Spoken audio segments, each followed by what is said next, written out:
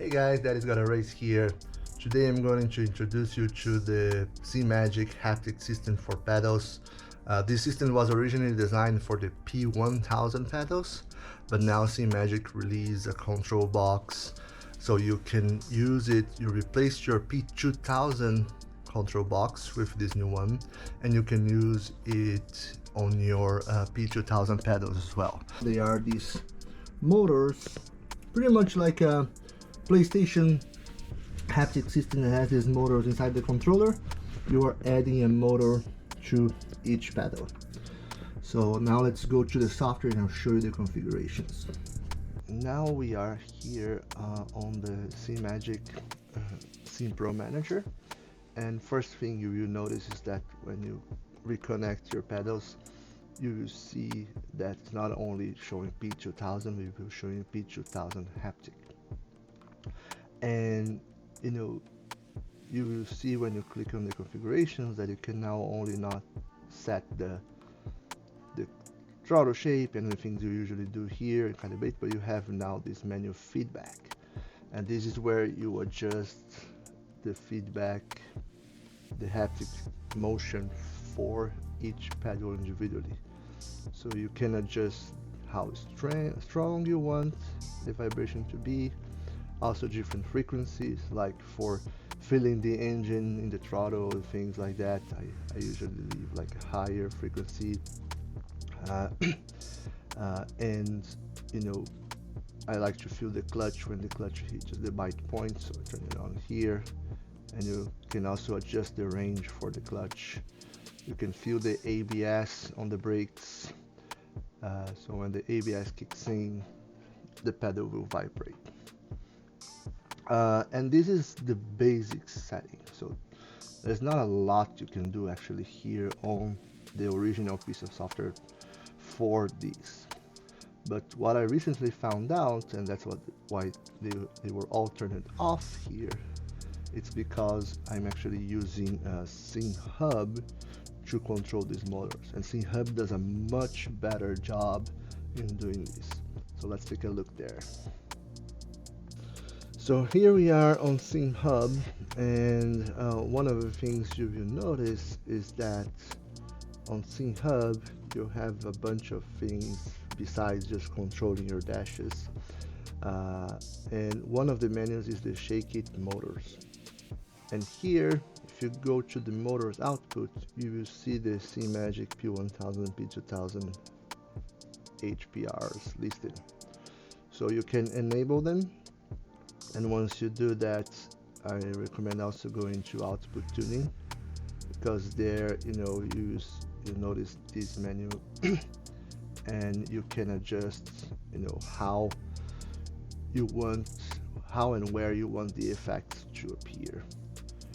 For example, first of all, same thing, you can calibrate the strength of the signal on each pedal individually. There is a little glitch here. Even with these button pedals are inverted, it doesn't actually work, but the clutch is the throttle and the throttle is the clutch in my case here. So I don't know, it's probably a glitch or something, but it doesn't affect. All you need to consider is disregard what's written here and consider the first one, the accelerator, the throttle, and the third one, the clutch. I double check on my box to see if I connected the cables wrong. No, that's not the case. The cables are connected properly. But as you can notice here, besides having only those on and off switches for each pedal, now we have specific behaviors like ABS active, the acceleration G-force, the deceleration G-force, the gear grinding, gear shifting, jump landing.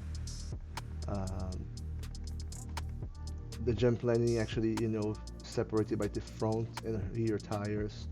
The lateral G-forces, missed gears, road impacts, road rumble. So it's a lot of other behaviors.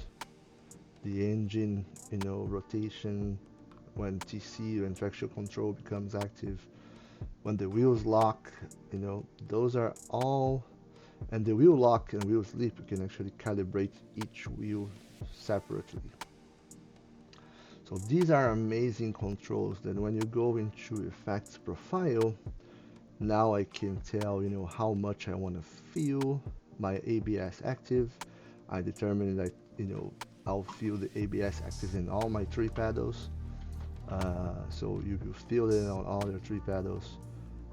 My acceleration G-force, so even though when I'm accelerating really fast, you feel the wheel spin in the rear, you will feel the vibration in the pedals.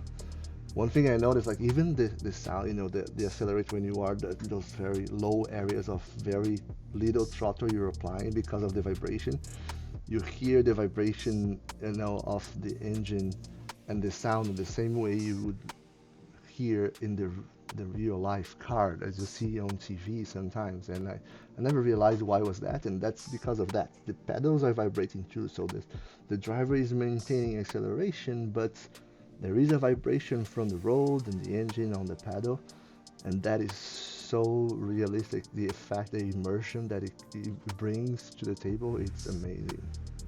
So you can have all of these controls here and adjust, how much you want to feel the deceleration in the pedals.